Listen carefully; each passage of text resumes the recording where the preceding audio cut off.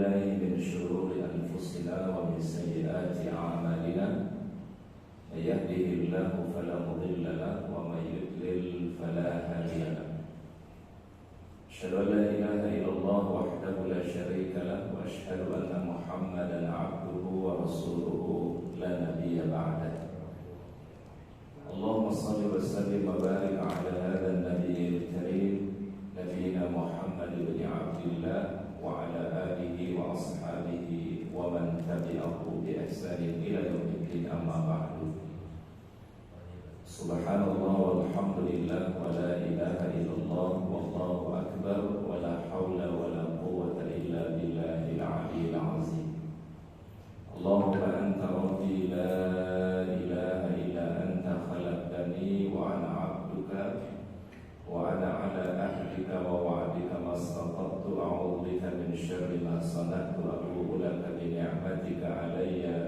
وأبوء بذنبي فاغفر لي فإنه لا يغفر الذنوب إلا أنت سبحان الله بحمده عدد خلقه ورضا نفسه وزنة عرشه ومداد كلماته. Hadirin kaum muslimin jamaah salat subuh yang dimuliakan oleh Allah Subhanahu wa taala. Alhamdulillah, tidak ada kalimat yang paling terbaik kecuali pujian dan syukur kita kepada Allah Subhanahu wa taala atas segala curahan rahmatnya, karunia dan kebaikannya kepada kita semua, terutama nikmat iman, nikmat sehat, nikmat kesempatan. Pada pagi hari ini kita bisa memenuhi panggilan Allah Ta'ala melaksanakan salat subuh berjamaah. Mudah-mudahan kita semua mendapatkan satu kemuliaan yang disampaikan oleh Rasulullah SAW. Man shalla subha fi jama'atin faka'annama qama al-laila kullahu. Barang siapa yang melaksanakan salat subuh berjamaah, maka setara kebaikannya seperti salat malam semalam suntuk. Masya Allah, fadilah yang luar biasa yang disampaikan oleh baginda Nabi Sallallahu Alaihi Wasallam. Salawat dan salam kita sampaikan kepada uswah hasanah kita, teladan kita yang mulia, baginda Rasulullah Muhammad Sallallahu Alaihi Wasallam. Mudah-mudahan salawat dan salam kita untuk beliau kelak pada yaumul akhir kita mendapatkan syafaatul uzma. Hadirin yang dirahmati oleh Allah Subhanahu wa taala, pada kesempatan pagi hari ini kita lanjutkan kajian kita dari kitab Bidayatul Mujtahid wa Nihayatul Muqtasid, penjelasan fikih 4 mazhab yang ditulis oleh Imam Ibnu Rushd Al-Andalusi. Kita akan membahas berikutnya adalah bayanun wujubis salati, penjelasan mengenai kewajiban salat. Amma wujubuha, adapun wajibnya salat itu, fabayyinun minal kitabi was sunnati wal ijma', itu adalah sesuatu yang telah dijelaskan baik dari Al-Quran, was sunnah dan as-sunnah, wal ijma' dan ijma' atau kesepakatan para ulama. Wa syuhratu dzalika tughni an tukallaful qawla fihi. Hal itu tidak perlu untuk dijelaskan secara detail karena sesuatu yang sudah jelas kewajibannya di dalam Al-Quran, As-Sunnah dan Ijma'. Kemudian berikutnya kata para ulama, adadul wajibati minas salat, berapa jumlah kewajiban-kewajiban dari salat tersebut. Di sini ada perbedaan para ulama, berapa jumlah yang wajib daripada perintah salat yang diperintahkan oleh Allah Subhanahu wa taala. Wa amma 'adadul wajib minha fa fihi qawlan. Adapun jumlah hal yang wajib dari salat itu, ya, jadi minha domir hanya kembali kepada as-salat, ya, karena salat itu bentuknya muannas, maka kata gantinya ha. Jadi al-wajibu minha ay minas salat, ya. Jadi kalau katanya adalah kata bendanya itu muzakkar, maka kata gantinya hu, ya. Tapi apabila kata bendanya itu muannas, maka kata gantinya adalah ha, ya. Sama kayak kita berdoa, kalau si mayitnya laki-laki kita doakan Allahumma ghfir lahu, ya. Tapi apabila si mayitnya muannas, atau wanita, kita ganti doanya dengan Allahumma ghfir laha. Ya, jadi hu untuk domir yang muzakkar, ha untuk domir yang muannas. Berarti minha di sini, ya minha maksudnya adalah minas salat. Wa amma adadul wajib minha ay minas salat. Fa fihi qaulani, ada dua mazhab, ada dua pendapat para ulama. Ahaduhuma, pendapat yang pertama, qaulu Malikun wasyafi'i wal aktsar. Pendapat Imam Malik, pendapat Imam Syafi'i wal aktsar, dan pendapat kebanyakan para ulama mazhab. Al-aktsar itu pendapat yang lebih banyak, ya, dari kata kasir, ya. Kasir itu artinya banyak. Kalau al-aktsar yang lebih banyak, ya. Wa huwa anna al-wajib hiya al-khamsu salawatin faqat la ghair, ya. Sesungguhnya yang wajib dari salat itu hanya 5 salat saja. Faqat itu artinya saja, ya, faqat. La ghair, tidak ada lagi tambahan yang lain, ya. Ini menurut pendapat Imam Malik, pendapat Imam Asy-Syafi'i, dan kebanyakan daripada ulama-ulama mazhab. Jadi yang wajib itu adalah hanya 5 salat yang wajib dan tidak ada tambahan yang lain. Wal qaulu tsani, sedangkan pendapat yang kedua, qaulu Abu Hanifah wa ashabuhu, pendapat Imam Abu Hanifah, ya, dan mazhab yang terafiliasi dengan Imam Abu Hanifah. Wa huwa annal witra wajibun ma'al khamsi. Sesungguhnya salat witir itu adalah wajib, ya, ma'al khamsi, bersamaan daripada wajibnya 5 waktu salat. Jadi menurut Imam Abu Hanifah, yang wajib salat itu bukan 5, tetapi ada berapa? Ada 6. Yaitu beliau menyebutkan adalah yang wajib termasuk adalah salatul witri, salat witir. Karena baginda Nabi SAW tidak pernah meninggalkan salat witir ini, baik dalam keadaan muqim ataupun dalam keadaan musafir. Jadi baginda Nabi SAW tidak pernah meninggalkan salat witir, baik dalam keadaan beliau muqim ataupun dalam keadaan apa? Musafir. Tentu dua mazhab ini atau dua pendapat ini masing-masing memiliki dasar, memiliki dalil. Wa ikhtilafuhum, dan ada sedikit perbedaan di antara para ulama. Hal yusamma ma thabata bis sunnati wajiban aw fardhan la ma'na lahu. Apakah sesuatu yang dijelaskan di dalam as-sunnah itu bisa jadi hukumnya wajib, wajiban aw fardhan atau fardu, ya. Wa sababu ikhtilafihim, ya, di antara sebab perbedaan para ulama al-ahaditsul muta'aridah. Jadi ada beberapa riwayat memang atau hadis-hadis yang sepertinya bertolak belakang satu di antara yang lainnya. Jadi muta'arid itu artinya kontradiksi satu hadis dengan hadis yang lain. Ammal ahaditsul lati mafhumuha wujubul khamsi faqat, ya, adapun hadis-hadis yang dipahami bahwasanya wajib salat itu hanya 5 saja, bal hiya nassun fi dzalika fa masyhuratun wa thabitatun, ya, maka hadisnya adalah hadis yang masyhur atau riwayat yang masyhur, wa thabitatun, dan sesuatu hadis yang sangat kuat derajatnya, bisa derajatnya mutawatir, minimal derajatnya adalah hadis sahih, ya. Wa min abyaniha, ya, dalil yang paling terang, ya, fi dzalika, di dalam hal itu kata para ulama, ma warada fi haditsil Isra wal Mi'raj, yaitu hadis tentang Isra dan Mi'rajnya Nabi sallallahu alaihi wasallam. Jadi ini yang menjadi dasar yang pertama, wajibnya salat 5 waktu itu adalah terdapat nasnya itu di dalam peristiwa yang kita kenal Isra dan Mi'rajnya Nabi.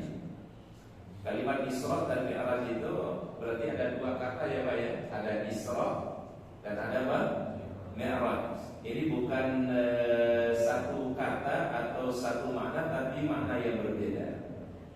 Al-Isra itu kata para ulama perjalanan baginda Nabi sallallahu alaihi wasallam minal Masjidil Haram ilal Masjidil Aqsa. Jadi perjalanan beliau dari Masjidil Haram ke Masjidil Aqsa namanya Isra.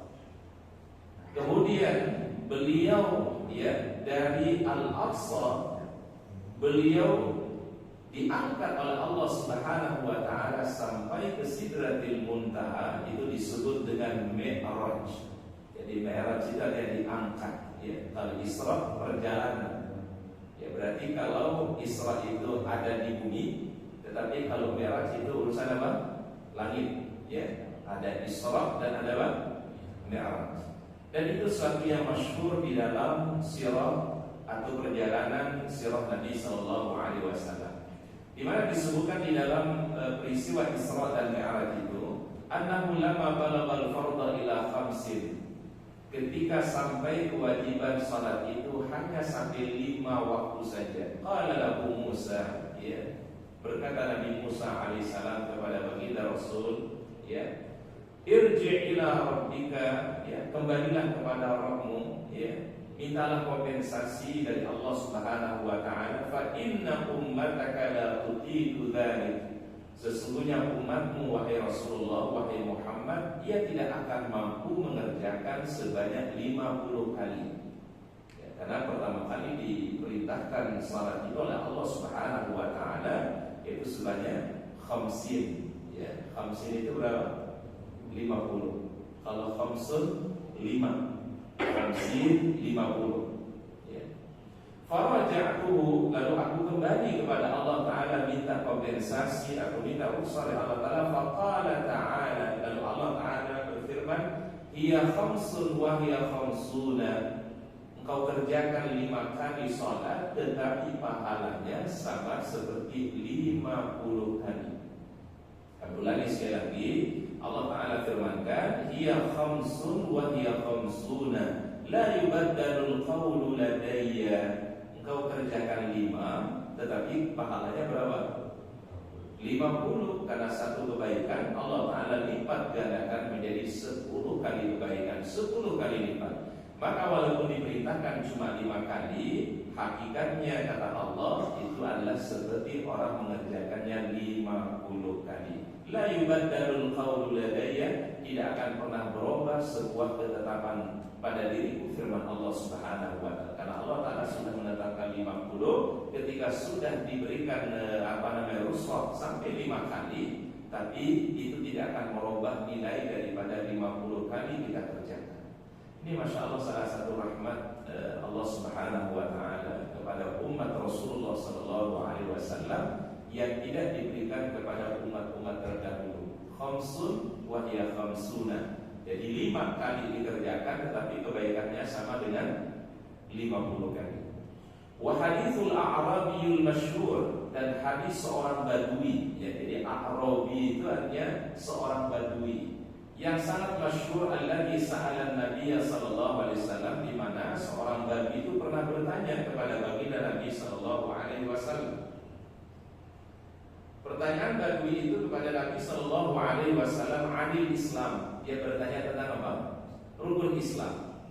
Faqala, maka Rasulullah menjawab, khamsu salawatin fil yaumi wal lailah, salatlah 5 waktu salat fil yaumi wal lailah, dalam 1 hari dan 1 malam. Jadi artinya dalam 24 jam itu perintahnya adalah khamsu salawat ya, sebanyak 5 kali salat. Qala, lalu seorang badui itu bertanya lagi kepada Nabi, hal alayya ghairaha, apakah masih ada kewajiban yang lain? Qala, Rasul menjawab la ya. Kata Nabi apa? La. Apakah ada lagi salat yang lebih dari 5 waktu? Kata beliau mengatakan la, tidak. Illa anta tawwa, kecuali engkau mengerjakan ibadah sunnah atau salat sunnah. Nah, ini berarti adalah dasar atau dalil yang dipakai oleh Imam Malik, oleh Imam Asy-Syafi'i, kewajiban salat itu berlaku hanya berapa? Hanya 5 saja, tidak ada tambahan. Kalau ada tambahan berarti hukumnya menjadi sunnah. Wa ammal ahadis, adapun hadis-hadis allati mafhumuha, yang secara mafhumnya ya kita pahami maknanya wujubul witri, seakan-akan itu menjadikan salat witir itu menjadi wajib. Nah, ini yang dipakai oleh Imam Abu Hanifah.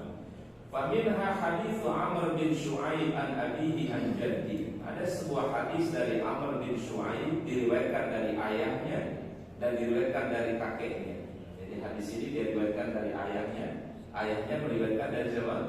Dari kakeknya. Apa riwayatnya? Anna Rasulullah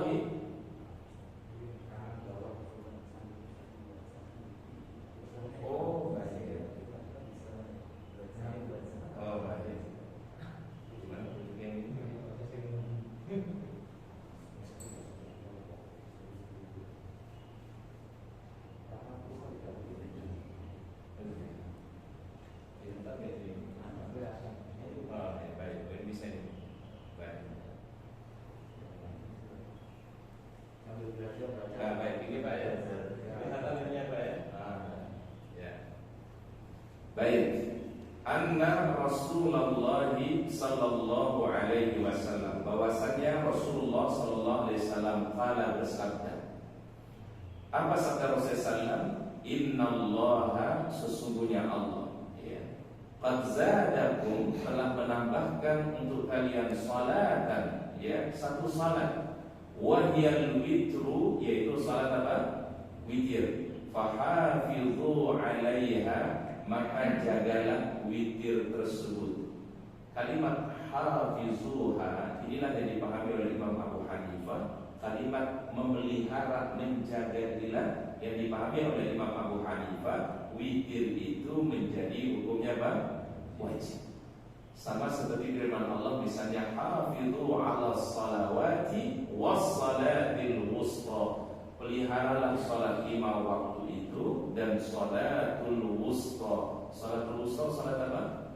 Asar, ya. Kalimat hafizuha ini kata perintah ya Pak ya. Coba kita perhatikan di browser ini. Kalimat fahafizuha, hafizuha itu artinya jagalah, ya. Menjaga di sini dipahami oleh Imam Abu Hanifah, hafizu 'alaiha, jagalah, peliharalah salat itu. Maka beliau memahami berarti salat witir itu hukumnya apa? Wajib. Persis seperti ayat yang digunakan oleh Allah ketika kita diperintahkan untuk menjaga salat 5 waktu dan juga salat asar. Hafizu 'ala salawati was salatil wusta. Dan di sini kalimat yang dipakai oleh Rasul yaitu kalimat perintah hafiz. Hafiz itu artinya memelihara, menjaga. Makanya orang yang menjaga Al-Quran, orang yang memelihara Al-Quran, dia hafal, itu disebut dengan hafizul Quran. Hafiz artinya berarti menjaga, juga memelihara. Tetapi kalau hafiz untuk hadis beda lagi maknanya Pak. Ya, misalnya Al-Hafiz Ibnu Hajar Al-Asqalani, berarti beliau adalah meriwayatkan sekian ribu hadis dari Nabi SAW. Dia hafal riwayat hadis-hadis Nabi SAW, sanadnya, matannya, maka digelar Al-Hafiz Ibnu Hajar Al-Asqalani misalnya. Jadi hafiz untuk Al-Quran dengan Al-Hafiz untuk hadis itu berbeda, ya. Tapi kalau kita lihat dari segi makna secara bahasa, hafiz itu apa tadi? Artinya jagalah, peliharalah, ya, jangan ditinggalkan, ya. Wa hadithu, dan juga hadis. Wa hadithu Kharijah bin Hudzafah, dan juga demikian hadisnya Kharijah bin Hudzafah. Qala, ya, di mana dia meriwayatkan kharaja alaina Rasulullah sallallahu alaihi wasallam. Satu ketika Rasulullah SAW keluar kepada kami, faqala, innallaha, sesungguhnya Allah, amarakum bisalatin, telah memerintahkan kalian satu salat. Ia khairul lakum, salat itu lebih baik bagi kalian, min humrin na'am, ya, daripada onta yang warnanya kemerah-merahan. Jadi ada satu salat kata Nabi yang itu lebih baik daripada onta yang warnanya apa? Kemerah-merahan. Ini satu kiasan sebenarnya dari Nabi SAW tentang satu kendaraan yang paling mewah, kendaraan yang paling terbaik kata Nabi. Apa itu salat itu kata Nabi yang lebih baik daripada unta yang warna kemerah-merahan? Wahiyal witru, yaitu salat apa? Witir. Wa ja'alaha, dan Allah Ta'ala baina salatil isya'i ila tulu'il fajri. Allah Ta'ala jadikan itu salat witir itu antara salat isya sampai terbitnya fajar. Berarti sampai masuk adzan apa? Subuh. Jadi durasinya panjang dari waktu isya sampai masuk waktu apa? Adzan subuh. Kemudian dalil yang dipakai oleh Imam Abu Hanifah juga adalah wa hadits Buraidah al-Aslami radhiyallahu an. Hadis Buraidah al-Aslami anna Rasulullah sallallahu alaihi wasallam qala, Rasulullah bersabda, al-witru haqqun, witir itu wajib. Faman lam yutir falaysa minna, barang siapa yang tidak menjalankan sholat witir falaysa minna, maka dia tidak menjadi bagian dari kami, sabda Nabi sallallahu alaihi wasallam. Ini pun juga kalau kita pahami hadisnya, mafhumnya adalah witir itu menjadi apa? Wajib. Ya. Baik, bagaimana kemudian kesimpulan hukumnya? Ya. Faman ro'a, barang siapa yang memandang. Ro'a itu bisa saja memandang, bisa artinya melihat, ya.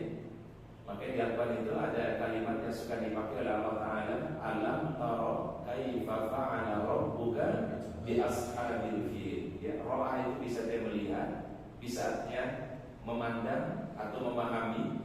Faman ro'a, barang siapa yang melihat atau memandang, anna ziyadata hiya naskun, bahwasannya tambahan tadi adalah menghapus, ya, dari hal yang telah disebutkan 5 pokok tadi. Walam taqwa indahu, ya, walam taqwa indahu, dan tidak kuat baginya indahu hadil ahadis, ya, hadis-hadis tadi kuatan tablugh an takuna sahih ahadis as-sabit al-masyhurah, yang tidak mungkin untuk menasah, ya, hadis-hadis yang sebelumnya yang masyhurah. Rajjahatil kal ahadis, maka dia kuatkan hadis-hadis tadi. Wa aidan, dan juga kata para ulama, fa innahu sabata, ya, telah ditetapkan dalam sebuah riwayat min qaulihi ta'ala fi haditsil Isra, pada ungkapan Allah Ta'ala di dalam hadisul Isra, innahu la yubaddalul qawlu ladayya, itu sesuatu yang tidak bisa berubah pada diriku, kata Allah Ta'ala. Wa zahiruhu, ya, dan zahir secara zahirnya, la yuzadu fiha wa la yanqus minha, salat yang 5 waktu itu tidak ada tambahan dan juga tidak ada pengurangan. Berarti yang dipakai itu adalah hadis yang ada pada peristiwa Isra dan Mi'rajnya Nabi sallallahu alaihi wasallam. Berarti yang wajib hanya berapa? Hanya 5 saja. Wal khabaru laysa yadkhuluhu an-nasakh, ya, dan khabar itu tidak masuk padanya tentang nasakh dan mansukh.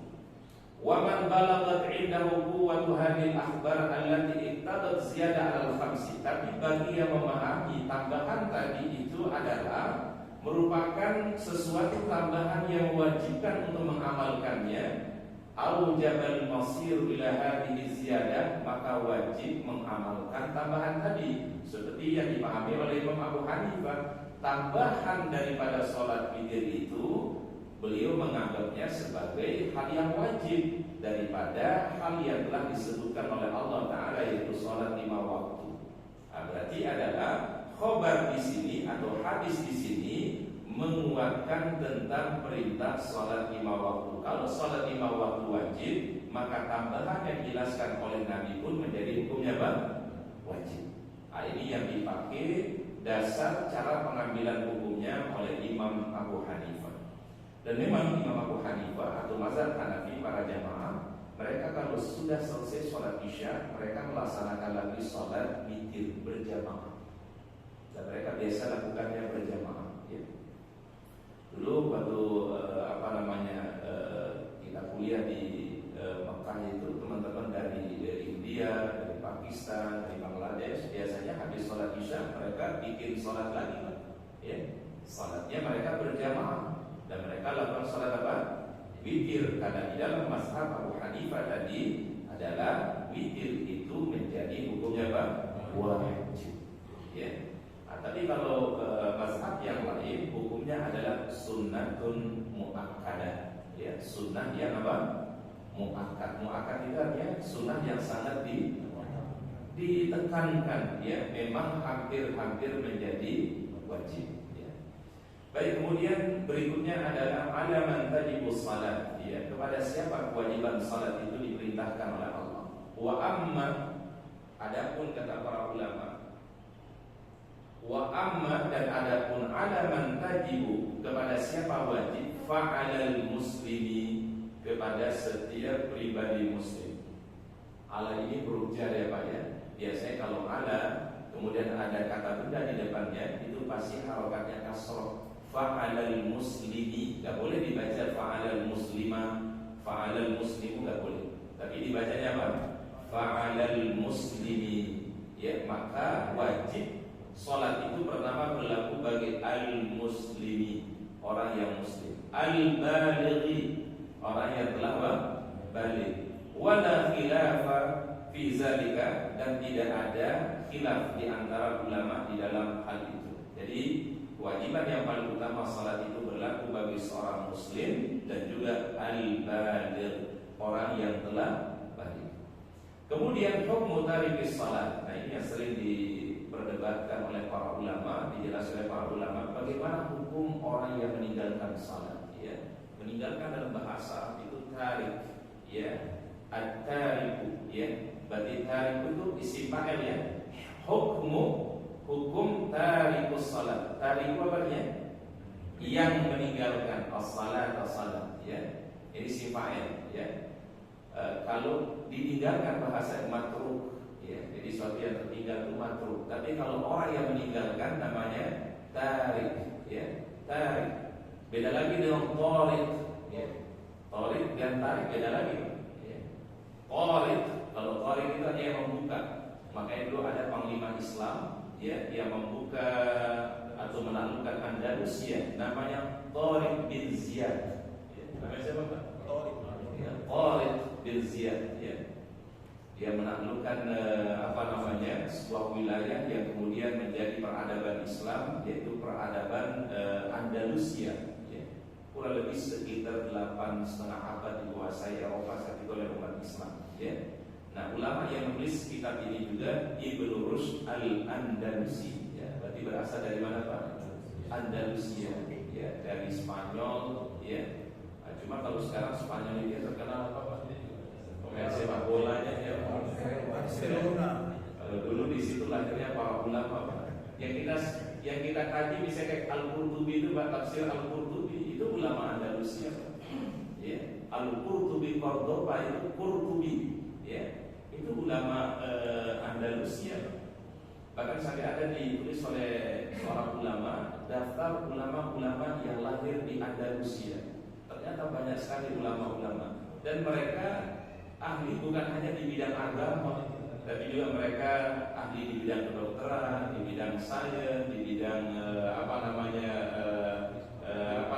sosiologi, ya. Itu semua ada di ulama Andalusia. Bayangkan 850 tahun, ya, umat Islam berada di Eropa, ya, di Andalusia. Bahkan dalam catatan sejarah itu dikatakan bangsa Eropa itu baru kenal namanya mandi itu adalah ketika umat Islam berkuasa di Cordoba, ya. Kalau nggak salah ada raja Perancis itu semasa hidupnya nggak pernah mandi, Pak. Louis yang ke-18 kalau nggak salah, dia ke-14 nggak pernah mandi. 14 nggak pernah mandi, ya. Termasuk juga Isabel, ya, yang kita sering sebut Isabel itu juga nggak pernah mandi, ya. Baru dikenal namanya mandi itu adalah ketika umat Islam berkuasa di Andalusia. Dibuat hammam itu kayak pemandian air hangat. Itu dibuat di istana Andalusia saja. Kurang lebih sekitar 300 tempat pemandian. Baru bangsa Eropa mengerti tentang apa? Mandi, bersuci, ya. Apalagi bangsa Viking itu terkenal bangsa yang tidak pernah mandi, ya. Jadilah Masya Allah toharah. Kenapa Islam itu sangat menekankan toharah? Bab yang pertama dibahas di Viking itu bapak-bapak toharah, ya. Innallaha yuhibbut tawwabin wa yuhibbul mutatahhirin. Nah, bahkan ada satu tulisan para ulama mengatakan, ya, ada jasa besarnya umat Islam itu di Eropa. Salah satu jasa besarnya itu adalah tadi memperkenalkan kepada mereka cara mandi, cara bersih, cara istinja, ya. Nah, mereka istinja nggak pakai air, ya. Kemudian yang kedua, bangsa Eropa itu mengambil dari umat Islam itu adalah bertani berupa buah tin dan buah zaitun, ya. Oleh karenanya Spanyol atau Cordova terkenal dengan hasil buah tin dan buah zaitunnya. Makanya kalau kita di supermarket itu Pak, salah satu minyak zaitun terbaik itu adalah dari mana Pak? Dari Spanyol. Dari mana mereka belajar? Dari umat Islam ketika mereka menguasai wilayah Cordova saja. Nah, dan yang ketiga yang mereka pelajari dari umat Islam itu adalah mereka bangun lebih awal, ya. Karena kita ada sholat tahajud, ada sholat subuh, ya. Itu mereka belajar untuk bangun lebih awal. Salah satu jasa terbesarnya umat Islam di di Eropa atau di Spanyol. Baik, kemudian di sini dijelaskan oleh para ulama wa amma adapun mal wajibu ala man tarakaha amdan. Bagaimana hukumnya bagi orang yang meninggalkannya secara sengaja, amdan, ya. Jadi memang dia tinggalkan secara sengaja. Fa'aba ayyusalliyaha, bahkan dia enggan untuk melaksanakan salat itu, la juhudan, bukan mengingkarinya, di fardhiha, pada kewajibannya. Fa inna qauman qalu, ya, maka sebagian ulama mengatakan qalu yuqtal, hukumnya itu adalah mereka dikasih sanksi. Hukuman apa? Kalau orang yang meninggalkan salat, ya ingkari kewajiban sholat yang diperintahkan oleh Allah Subhanahu wa Ta'ala. Sebagian ulama mazhab mengatakan yuqtal, ya. Tapi yang melakukan ini adalah otoritas penguasa, tidak bisa dilakukan oleh individu atau kelompok, nggak bisa. Tapi dilakukan oleh seorang yang memiliki otoritas. Wa qauman qalu, sebagian ulama mengatakan hukuman bagi orang yang meninggalkan sholat secara sengaja dan mengingkarinya itulah yu'azzar wa yuhbas. Yu'azzar itu ditakzir, takzir di penjara, ya.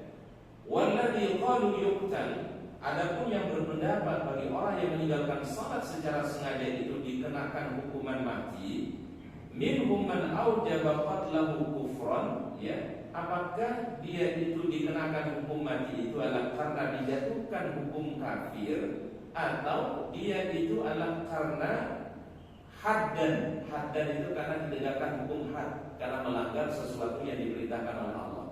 Yang mengatakan dia dihukum mati karena kekufuran meninggalkan salat itu adalah mazhabnya Imam Ahmad wa Ishaq wa Ibnul Mubarak, ya. Mazhabnya Imam siapa? Imam Ahmad, Ishaq wa Ibnul Mubarak mengatakan orang yang meninggalkan salat secara sengaja dan dia mengingkarinya, maka dihukum ialah hukum mati karena dijatuhkan hukuman kufur kepada orang tersebut. Ini menurut siapa? Imam Ahmad.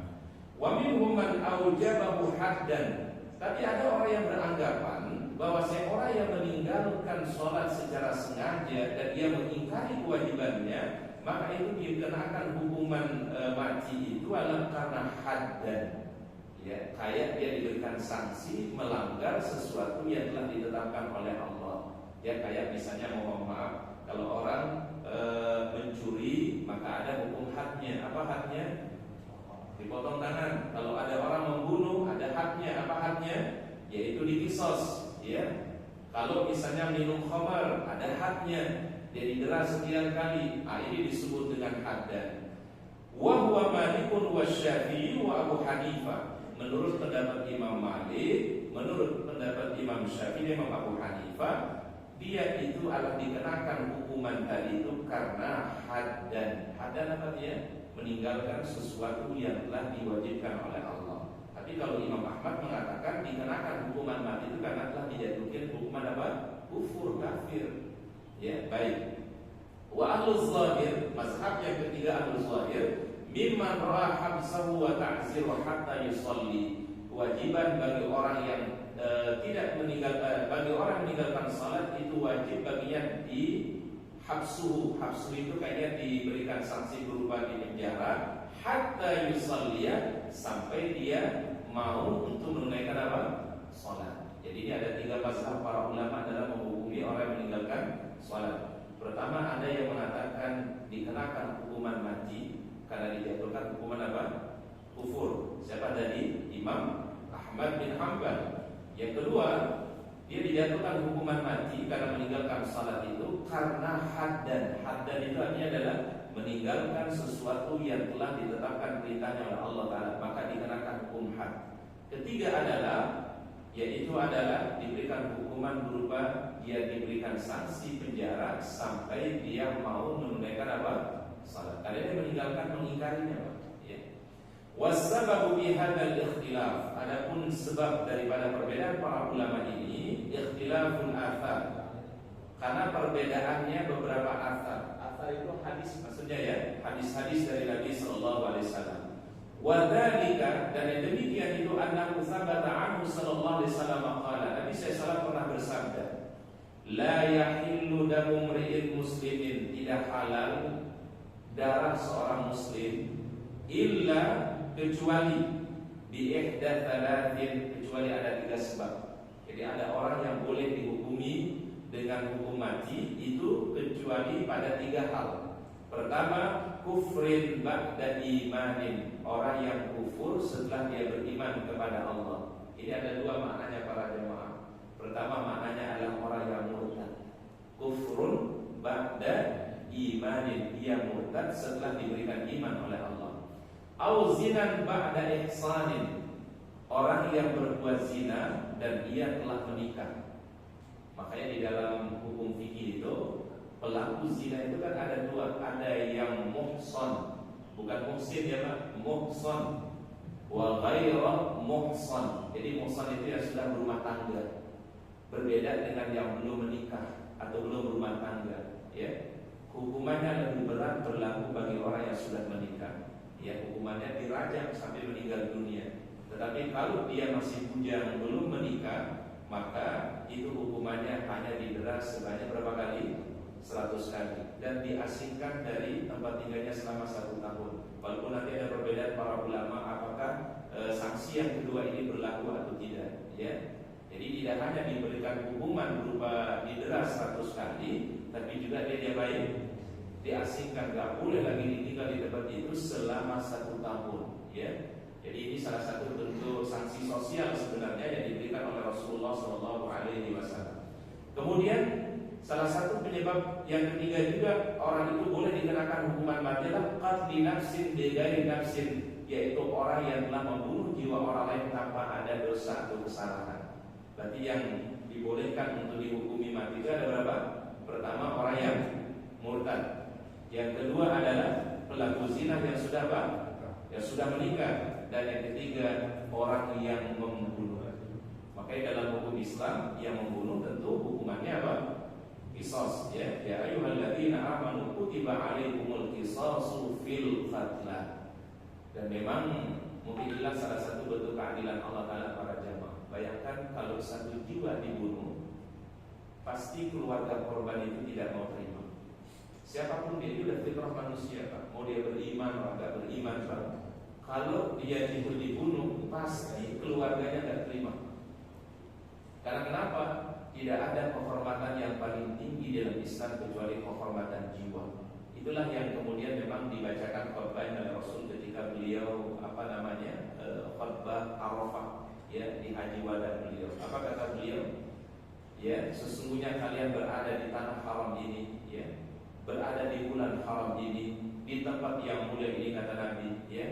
Harta kalian haram untuk dizalimi, jiwa kalian haram untuk dizalimi. Artinya tidak boleh menghilangkan nyawa manusia. Ya, ini berlaku secara umum para jamaah, mukminan atau kafiran. Dia orang beriman ataupun dia tidak beriman, tidak boleh dihilangkan nyawanya. Karena 1 nyawa itu ketika dihilangkan sama artinya menghilangkan nyawa seluruh siapa? Umat manusia. Bayangkan sampai segitunya Islam menilai jiwa seseorang. Ya. Nah, sehingga ada hadis sahih di mana Rasul bersabda, kalau ada 1 nyawa yang terbunuh, itu seakan-akan langit itu akan roboh, langit itu akan hancur. Itu kata Rasulullah SAW. Saking saking terhormatnya jiwa manusia. Ya. Makanya kenapa hukuman Islam itu berat-berat, gak ada yang ringan, Pak. Coba kita cari hukuman Islam itu tidak ada yang ringan. Ya, tentu pelaku kejahatan ya Pak, ya, tidak ada yang dikasih hukuman ringan. Rata-rata hukumannya apa Pak? Berat. Kira-kira hukumannya apa Pak? Supaya apa? Supaya ada efek jerah di situ Pak. Orang yang membunuh hukumannya qisas. Pasti dia berpikir dua kali, kalau saya melakukan hal seperti ini akan mengalami hal yang sama. Dia akan berpikir dua kali untuk membunuh. Ya. Ketika dia menghilangkan mengambil hak orang lain, mencuri misalnya, ada hukum potong tangan, dia akan memikir, ya, kalau dia berbuat hal itu dan seterusnya. Kalau dia murtad, ada hukumannya, ya. Nah, bagi orientalis, inilah jahatnya orientalis. Ketika melihat Islam, hukum Islam itu, maka dianggap Islam itu adalah apa? Kejam. Islam itu dianggap tidak beri apa? Beri kemanusiaan, tidak ada rahmat, tidak ada kasih sayang. Justru hukuman berat itu tanda kasih sayang Allah kepada umat manusia, Pak. Supaya kenapa? Supaya orang tidak mudah melakukan kejahatan kepada orang lain. Jadi dia tidak lihat efeknya. Yang dia lihat kan cuma zahirnya saja. Oh, kalau orang membunuh kisos, ini kayak kejam banget gitu Pak ya, secara zahir. Tetapi dia tidak lihat efeknya. Efeknya ternyata adalah mampu menjadikan orang itu ada jerah untuk melakukan perbuatan yang melakukan kezaliman, tindakan kejahatan kepada orang lain. Memang betul, ya, hukuman dalam Islam itu tidak ada yang ringan Pak. Supaya kenapa Pak? Menjaga kehormatan orang lain, menjaga keselamatan jiwa, menjaga harta orang lain. Itulah sebenarnya tujuannya. Supaya kalau orang berpikir, ya, dia pasti akan juga terselamatkan dengan dengan hukuman itu atau dengan aturan itu. Nah, cuma yang namanya orientalis itu kan selalu mencari apa Pak? Orientalis itu selalu mencari apa Pak? Kelemahan Islam, ya. Ini titik lemah yang akan dididik, ya. Bahkan mereka mengkaji Al-Quran, mengkaji hadis, mengkaji tafsir. Orientalis itu rata-rata hafal Quran. Orientalis rata-rata menghafal hadis, ya. Orientalis bahkan pasti berbahasa Arab, ya. Ada satu kamus bahasa Arab namanya Al-Munjid. Itu kutipannya Pak, kamus bahasa Arabnya diambil dari Al-Quran, diambil dari hadis, dan dikatakan kamus bahasa Arab terbaik di dunia. Ternyata yang nulisnya siapa? Seorang orientalis dari Perancis.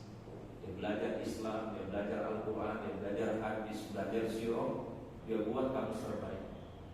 Tapi tidak dapat apa? Hidayah Allah. Ya, karena memang mereka belajar itu bukan untuk Pak? Bukan mencari kebenaran, bukan untuk mencari kebaikan, ya. Tapi mereka belajar untuk apa? Untuk mencari titik kelemahan Islam, ya. Tapi Allah Taala jawab, wa yamkuruna wa yamkurullah wallahu khairul makirin. Mereka berbuat makar untuk Islam, Allah Taala balas makar mereka. Wallahu khairul makirin, ya. Walaupun ada di antara orientalis yang kemudian setelah dia dalami Islam, dia tadi ingin mencari kelemahan Islam, bahkan kemudian dia mendapatkan hidayah, ya. Ternyata dia temukan bukan kekurangan dalam Islam, tapi justru apa? Istilah nilai-nilai yang dijunjungi dalam nilai-nilai Islam. Warawaanhu sallallahu alaihi wasallam, diriwayatkan dari Nabi sallallahu min hadis Buraidah, dari hadis Buraidah annahu qala al-ahdu alladhi bainana wa bainahum as-salat. Perbedaan antara kami dengan mereka. Siapa kira-kira maksudnya perbedaan antara kami dengan mereka? Mereka di sini siapa Pak? Orang yang tidak beriman Pak. Perbedaan antara kita, antara kami dengan mereka as-salat, pada masalah salat. Jadi membedakan antara mukmin dan yang tidak beriman itu pada salat. Faman tarakaha faqad kafar, kata Nabi. Barang siapa yang meninggalkan salat itu, ya, maka telah dia dihitung kufur kepada Allah Subhanahu wa taala. Ya, ini hadis yang menandakan bahwasanya orang meninggalkan salat itu dijatuhkan hukuman apa? Kafir oleh Allah. Wa hadis Jabir an Nabi sallallahu alaihi wasallam, dan dari hadis Jabir dari Nabi sallallahu alaihi wasallam, laisa bainal 'abdi wa bainal kufri ay qala asyirki illa tarkus salat. Tidak ada antara hamba dengan kekufuran atau kesyirikan itu illa tarkus salat, kecuali pada apa Pak? Meninggalkan salat, ya. Faman fahima minal kufri hauna al-kufrul hakiki. Barang siapa yang memahami dari dalil-dalil tadi yang disebut dengan kufur itu adalah kufur hakiki, ja'ala hadzal hadis ka'annahu tafsirun liqauli sallallahu, maka hadis tadi menjadi tafsiran dari hadis Rasulullah yang lain. Kufrun ba'da imanin, kufur setelah beriman. Berarti enggak ada bedanya antara orang yang meninggalkan sholat dengan orang yang mohon maaf dalam keadaan kufur kepada Allah. Wa man fahimaha huna at-taghliz wa tawbih. Tapi ulama yang memahami dari hadis tadi adalah bentuk daripada celaan Allah Ta'ala, ay anna af'alu kafir, yang dimasukkan dengan kafir di sana perbuatan yang orang kafir, bukan orangnya kafir, tetapi meninggalkan sholat itu perbuatan orang apa? Kafir. Ya, jadi ada ulama yang memahami seperti ini. Wa annahu fi surati kafirin, dia walaupun dia muslim tetapi dia pada gambaran orang kafir, perbuatannya maksudnya kama qala seperti hadis tadi, la yazni zani hina yazni wa huwa mu'minun wa la yasriqu sariqu hina yasriqu wa huwa mu'minun. Tidaklah seseorang berzina ketika dia berzina tergolong orang beriman, dan tidaklah mencuri seorang mencuri ketika dia mencuri tergolong orang beriman. Artinya perbuatan itu perbuatan yang keluar daripada perbuatan orang mukmin. Maka disebut adalah dia beriman tetapi atau dia muslim tetapi perilakunya adalah seperti perbuatan orang kafir. Lam yaraqut lahu kufrun, dia akan bernilai atau dia akan melihat lam yaraqut lahu kufrun, hukuman mati itu adalah bukan tanda dia kufur secara hakiki tapi kufur secara majazi. Jadi kata kafir itu berarti ada dua ya Pak ya. Ada kalimat kafir yang maknanya hakiki, ada kafir yang maknanya apa? Majaz. Majaz itu kiasan. Ya boleh saja dia muslim tetapi perbuatannya seperti orang kafir karena meninggalkan apa? Perintah sholat. Ya. Berarti kalau Imam Ahmad mengenai kafir itu apa Pak? Hakiki atau majazi? Hakiki kalau Imam Ahmad. Tapi kalau Imam Syafi'i, Imam Malik, ya, dan beberapa ulama mazhab memahami bahwasannya kalimat kufur di situ adalah kufur majazi. Dia kafir secara majazi. Perbuatannya itu adalah perbuatan orang kafir. Wa amma man qatala yuqtal haddan fa dhaifun. Tapi yang berpendapat bahwa dia dihukum mati itu karena had fa dhaifun. Apa itu dhaif? Pendapat yang lemah. Wala mustanada lahu, dan tidak ada sandaran hukumnya kata para ulama. Baik, mungkin yang terakhir para jamaah wa alam jumlah. Ini kesimpulannya Pak. Fa ismul kufri innama yanqalibu bil haqqi ala takzib. Kalimat kufur itu dimutlakkan secara hakiki kepada orang yang mendustakan. Jadi kalau orang yang meninggalkan sholat seakan-akan telah mendustakan perintah apa? Salat, maka disebut dengan al-kufur. Wa tariqus salat ma'lumun annahu laysa bimukadzibin illa ayyatuka mu'taqila tarkiha hakaza. Ada juga yang meninggalkannya itu adalah karena dia berkeyakinan, ya, itu bukan sesuatu yang wajib, bukan mengingkari, ya.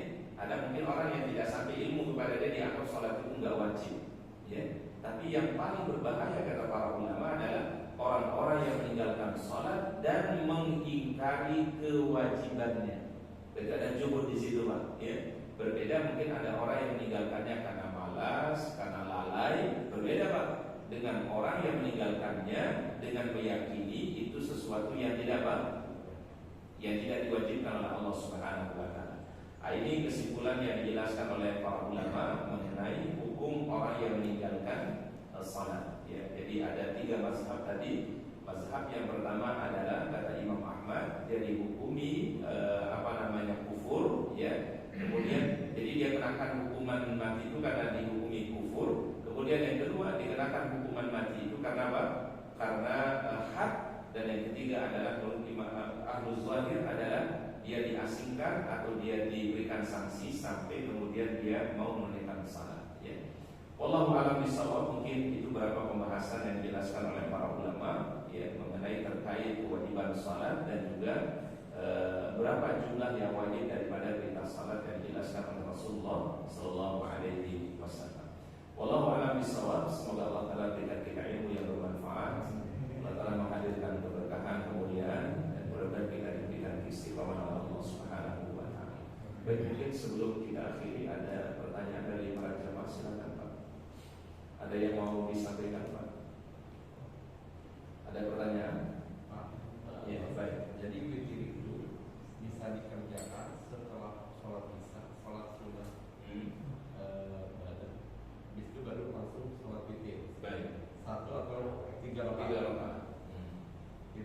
Tiga rakaatnya mas atau dua satu atau tiga sekaligus. Wallahu a'lam bishawab. Kalau kita kembali kepada hadis sahih tadi, perintah witir itu berlaku dari waktu Isya, tentu setelah ba'da Isya maksudnya ya, ba'da Isya, kemudian sampai masuk waktu fajar. Waktu fajar itu artinya masuk waktu subuh. Itu batas akhirnya, ya.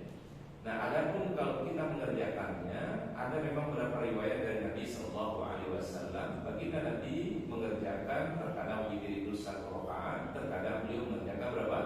3 rakaat. Bahkan Rasul pernah mengerjakan witir 11 rakaat. Ya, Rasulullah pernah witir 11 rakaat. Ya, jadi jumlah witir itu memang beragam sekali. Tapi yang sering dikerjakan oleh Nabi 1 rakaat atau 3 rakaat. Nah, yang 3 rakaat ini memang ada riwayatnya, 2 cara mengerjakannya dari Rasulullah SAW. Yang pertama dikerjakan 3 sekaligus dengan tahiyat hanya di akhir saja, tasyahhudil akhir. Berarti rakaat yang pertama, rakaat yang kedua jangan duduk Pak, langsung bangun ke rakaat yang ketiga dan tahiyatnya hanya di tahiyat yang akhir. Ini cara mengerjakan yang pertama. Cara mengerjakan yang kedua witir itu boleh dikerjakan 2 rakaat, kemudian salam, assalamualaikum warahmatullahi, assalamualaikum warahmatullahi, kemudian dia tambahkan 1 rakaat. Ya, karena itu beda dengan sholat maghrib. Karena tujuannya adalah jangan samakan sholat witir itu dengan sholat fardu. Jadi walaupun dikerjakan 2 rakaat kemudian salam tambah 1, itu tidak sama dengan sholat maghrib. Maka itu tata cara yang dikerjakan oleh Nabi SAW ketika beliau sholat witir. Ya. Nah, nanti kalau dipakaikan dengan sholat tahajud, itu kan ada 2 riwayat dari Rasulullah SAW. Kalau Ibnu Umar itu meriwayatkan Rasul itu kalau sholat tahajud arba'an wa awtara thalathan, 4 rakaat, 3 rakaat. Ya, ini riwayatnya Abdullah bin Umar, 4 rakaat, 3 rakaat. Baik, kalau riwayatnya Aisyah radhiyallahu anha, salatul laili masna wa yutir biwahidah. Jadi Rasul pernah salat juga 2 rakaat, 2 rakaat salam dan beliau tambah 1 rakaat. Paham ya baik? Berarti dipahami oleh para ulama tahajudnya 2, 8. Kemudian 2 rakaat, kemudian tambah 1 rakaat witir. Gitu ya Pak ya? Nah, disitulah perbedaan cara mengerjakannya dari Nabi SAW. Boleh dikerjakan 4-4-3. Yang 3 ini para jam langsung tahiyatnya di akhir saja. Tapi Rasul pernah mengerjakan 2 ini tahajud, kemudian 2 dan 1 itu witirnya. Paham ya Pak ya? Oleh karena di sebagian kita ketika melaksanakan witir yang 3 rakaat, ada yang mengerjakannya 3 sekaligus, ya, tanpa tahiyat awal. Berarti tahiyatnya di mana Pak? Di akhir. Atau boleh witir itu 2 rakaat, kemudian assalamualaikum warahmatullahi, assalamualaikum warahmatullahi, dia bangun lagi untuk 1 rakaat, dan itu adalah bagian daripada witir. Cuma cara kerjainnya aja yang berbeda Pak.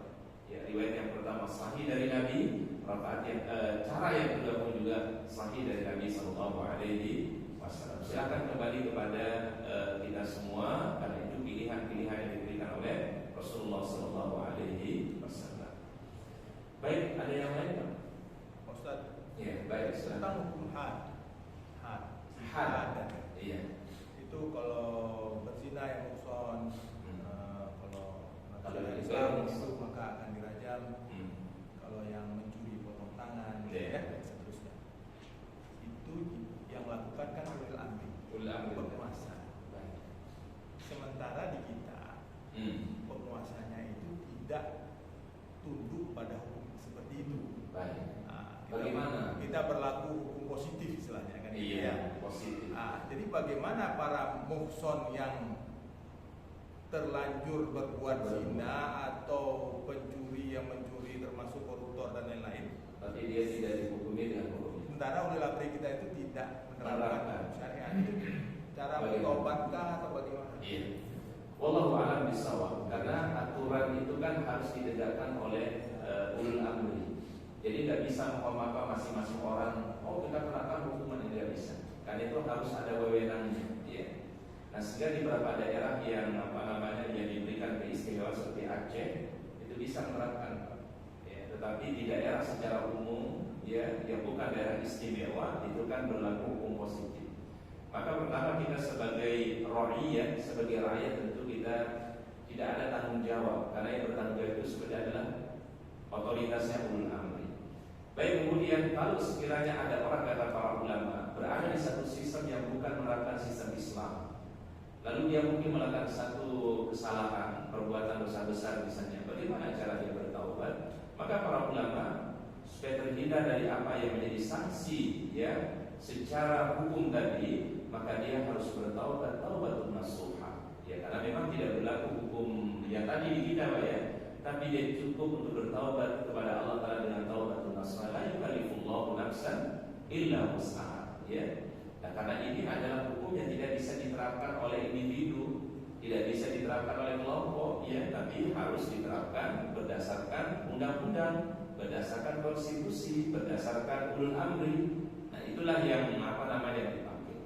Nah, nanti ada penafsiran para ulama. Bagaimana maksud wa man lam yahkum bima anzalallahu fa ulaika humul kafirun. Ketika ada ayat apa ya? Barang siapa yang tidak berhukum dengan hukum Allah, maka dia dihukumi kufur. Maka kata para ulama, selama dia tidak mengingkari hukum Allah, ada orang yang mungkin belum mampu menjalankan hukum Allah Ta'ala tersebut, tapi dia tidak ingkari, Bang. Dia tetap yakin hukum Allah Ta'ala lebih bagus, lebih baik, ya. Tapi sistem yang belum memungkinkan membuat dia untuk menerapkannya, maka ketika itulah Allah Ta'ala masih maafkan. Yang dimasukkan dalam wa man lam yahkum bima anzalallahu fa ulaikal kafirun, yang mengingkari hukum Allah dan menganggap hukum selain hukum Allah lebih bagus dibandingkan hukum Allah. Ini jadi problem, ya. Jadi selama orang itu meyakini hukum Allah Ta'ala lebih baik daripada hukum yang lainnya, maka tidak dimasukkan di dalam ayat tadi wa man lam yahkum bima anzalallahu fa ulaika humul kafirun. Memang sistem ini, mohon maaf, sistem ini kan akan berlaku ketika adalah sistem yang dipakai sistem Islam, ya, bukan sistem positif yang seperti yang kita pakai saat sekarang ini. Mungkin sistem positif itu kayak tadi yang dikatakan oleh Ahlul Zahir, Pak, cukup dikasih penjara, ya, dikasih hukuman biar sedikit ada perubahan gitu, ya.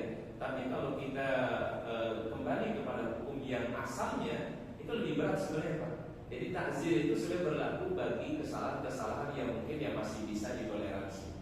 Tapi ada kesalahan yang fatal, itu maka diberikan hukuman berat. Tapi sekali lagi adalah menerapkan sebuah sistem itu adalah harus dengan ulul amri. Wallahu a'lam bishawab.